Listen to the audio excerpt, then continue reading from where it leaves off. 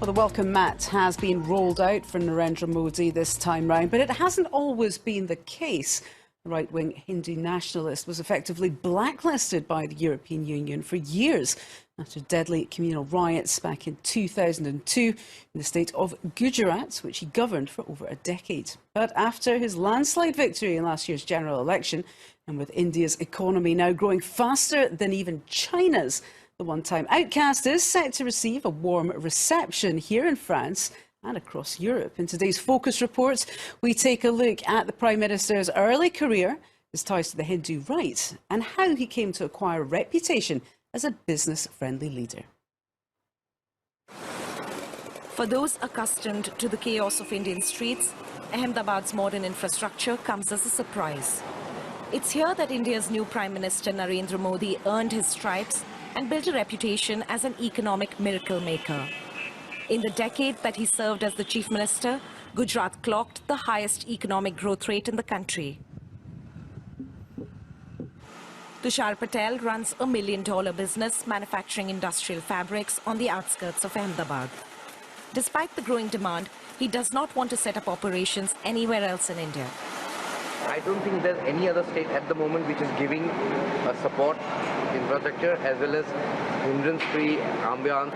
You get your clearances, you get your pollution clearances, everything is moving smooth. So I think Modi has been instrumental in making the system more efficient. Amongst Modi's flagship projects is the bustling automobile hub of Sanand, home to global auto giants. International analysts predicted that India would add 40 million jobs in the next decade if it followed the Gujarat model of development.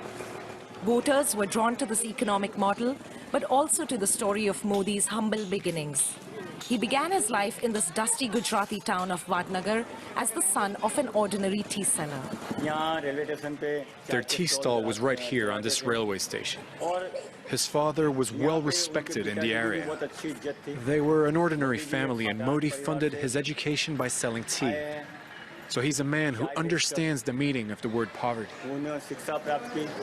It was also in Vadnagar that Modi began his political career as a member of the Hindu nationalist group, the RSS. At the organization's local office, we meet Mahendra Darji, Modi's childhood friend who served with him in the RSS. I remember this one is from the day when he invited all his friends for dinner to his house.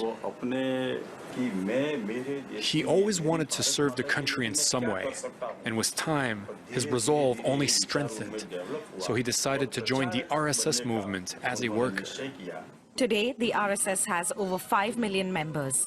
The group is rigidly disciplined and mobilized its vast network to canvass for Modi during the general election.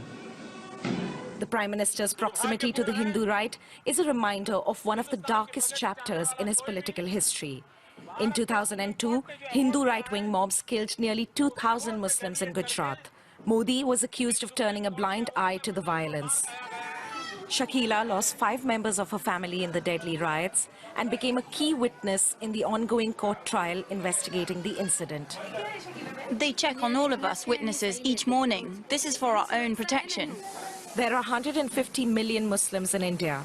Like Shakila, many of them feel alienated by Modi's political affiliations.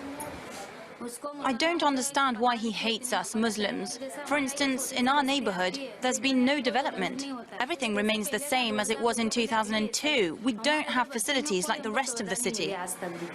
In recent months, the Prime Minister has tried to address the concerns of the Muslim minority in Parliament and in meetings with community leaders. Still, the ghost of the Gujarat riots continues to haunt him.